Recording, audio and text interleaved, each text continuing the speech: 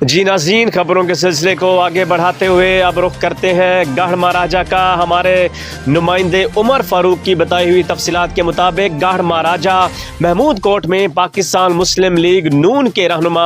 رائے طارق شہزاد کی رہائش گاہ پر بانی پاکستان قائد اعظم اور میاں نواز شریف کی سالگرہ کے حوالے سے تقریب کا انعقاد کیا گیا۔